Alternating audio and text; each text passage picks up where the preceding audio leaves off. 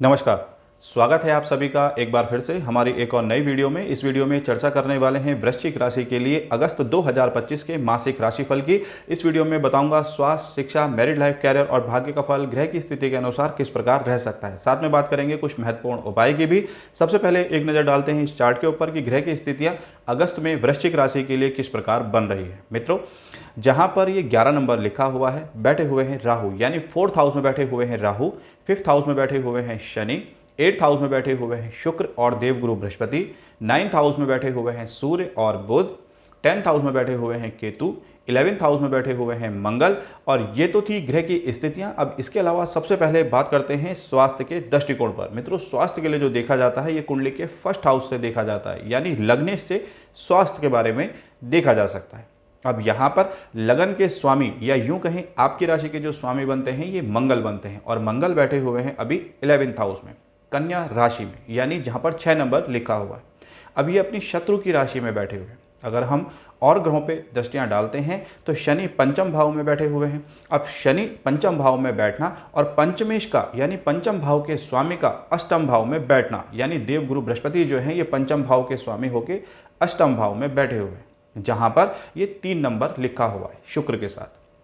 अब ये कहीं ना कहीं इस महीने थोड़ा कुछ पेट की समस्या रह सकती है, यानी आपको अपने खान पीन का विशेष रूप से ध्यान रखना चाहिए, क्योंकि यहाँ पर बृहस्पति जो है ये कहीं ना कहीं फैट बढ़ा सकते हैं और कहीं ना कहीं आपके खान पीन की वजह से स्वास्थ्य में कुछ उतार चढ़ाव देखने को मिल सकता है।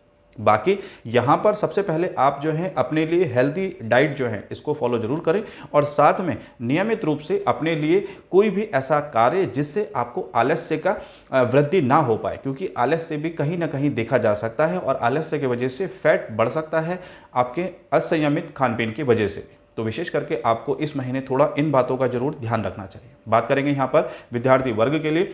शिक्षा के लिए जो देखा जाता है मित्रों, ये कुंडली के 5th हाउस से देखा जाता है, और 5th हाउस के जो स्वामी हैं यहाँ पर देवगुरु बृहस्पति हैं, और यहाँ पर पंचम भाव में शनि विराजमान है, जैसे मैंने अभी आपको बताया ही था। अब शनि जो है ये कर्म फल दाता रहेंगे, यानी विद्यार्थी वर्ग को इस समय हार्डवर्क की आवश्यकता जरूर है, क्योंकि शनि जो है ये आपको आपकी मेहनत के अनुसार ही फल देंगे। अब यहाँ पर शनि बैठे हुए हैं तो मेहनत आपको अत्यधिक करनी पड़ सकती है। इस महीने आपको कुछ ना कुछ यहाँ पर पढ़ाई को लेकर कुछ कन्फ्यूजन देखने को मिल सकता है, क्योंकि बृहस्पति अभी अष्टम भाव में बैठे हुए हैं जो पंचम भाव के स्वामी भी बनते हैं। अब यहाँ पर शनि आपको कुछ ना कुछ सहायक की भूमिका निभाएंगे, लेकिन तभी जब आप कर्म विशेष रूप से करेंगे, यानी हार्ड वर्क आपको पढ़ाई को लेकर करना चाहिए। पढ़ाई को लेकर कोई भी नया निर्णय अगर आप ले रहे हैं तो लिए गए निर्णय पर एक बार पुनः विचार जरूर करें। जल्दबाजी में कोई भी बड़ा निर्णय इस समय ना लें। जैसे आप कहीं बाहर जाकर कोई कोर्स प्रारंभ करना चाहते हैं, किसी नए कॉलेज में एडमिशन लेना चाहते हैं, या कोई भी पढ़ाई से संबंधित ऐसा कोई टॉपिक जो आप नया इस समय स्टार्ट करने वाले हैं, तो उस पर एक बार पुनः विचार जरूर करें, यह आपके लिए अच्छा रहे। बात करते हैं अभी मैरिड लाइफ के लिए। मित्रों, मैरिड लाइफ के लिए जो देखा जाता है ये कुंडली के 7th हाउस से देखा जाता है, और यहाँ पर 7th हाउस के जो लॉर्ड बनते हैं ये शुक्र बनते हैं, यानी वीनस बनते हैं। अब शुक्र जो है ना मित्रों, ये 21 अगस्त तक अष्टम भाव में ही रहेंगे, और कुंडली का अष्टम भाव जो होता है ये बहुत अच्छा नहीं माना जाता है। अब 21 अगस्त के बाद शुक्र जो है राशि परिवर्तन करके भाग्य स्थान में यानी नवम स्थान में गोचर करेंगे। अब 21 अगस्त के बाद की स्थिति तो मैरिड लाइफ के लिए अच्छी है, लेकिन इससे पहले की स्थिति थोड़ा सा कमजोर देखी जा सकती है मैरिड लाइफ को लेकर।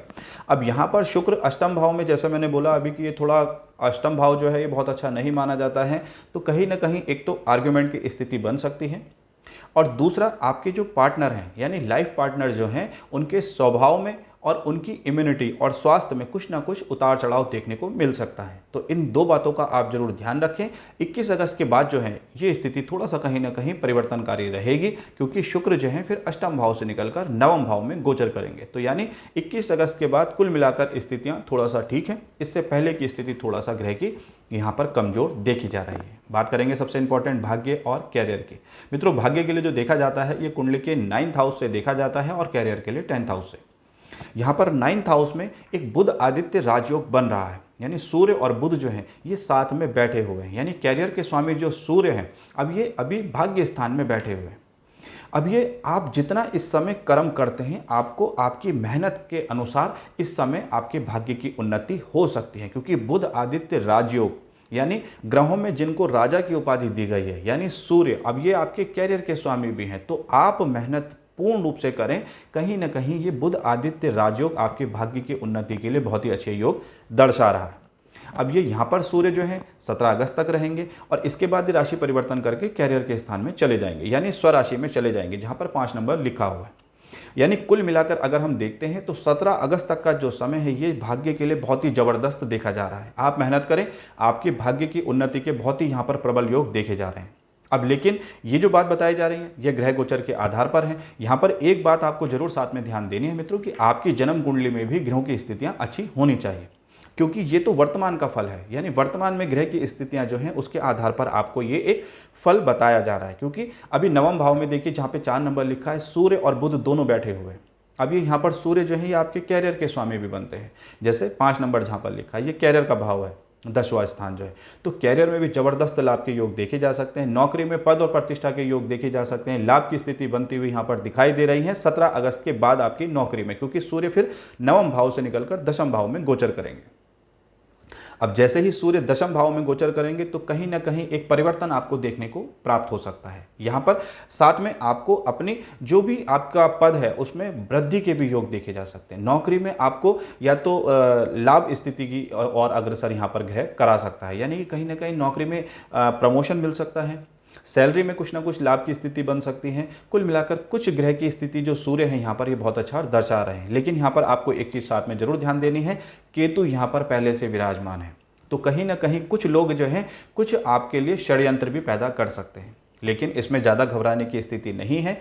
ये सूर्य जैसे यानी कैरियर के भाव में जब सूर्य आएंगे तो वो अपने आप ही आपके लिए नए रास्ते कहीं ना कहीं खोलेंगे भी। आपके लिए अगर नौकरी प्राप्ति का कोई प्रश्न है तो आपके लिए 17 अगस्त के बाद की स्थिति काफ़ी हद तक अच्छी देखी जा सकती है। बस आपको मेहनत पूर्ण रूप से करनी चाहिए, हार्ड वर्क करना चाहिए, ये आपके लिए अच्छा देखा जा सकता है। और मैंने शुरुआत में ही जैसे बोला था कि आप अपने खान पीन का ज़रूर ध्यान रखें, क्योंकि कहीं ना कहीं पेट की कुछ समस्या रह सकती हैं, तो इस बात को आपको विशेष रूप से ध्यान रखना चाहिए। बाकी कुल मिलाकर ग्रह की स्थितियाँ आपके लिए अच्छी देखी जा रही हैं, आपके भाग्य क्षेत्र के लिए, आपके कैरियर के लिए। ये तो थी सभी जानकारियां मित्रों ग्रह गोचर के आधार पर। आइए मित्रों बात करते हैं अब उपाय के। नित्य हनुमान चालीसा का पाठ करें, सूर्य नारायण को रोज अर्घ्य चढ़ाएं और साथ में भगवान विष्णु का नित्य पूजन करें। ये सभी जानकारियां आपको कैसी लगी अवगत कराइएगा। मित्रों वीडियो पसंद आई हो तो वीडियो को लाइक और शेयर कर सकते हैं। बने रहिएगा हमारे साथ। ओम हर हर महादेव।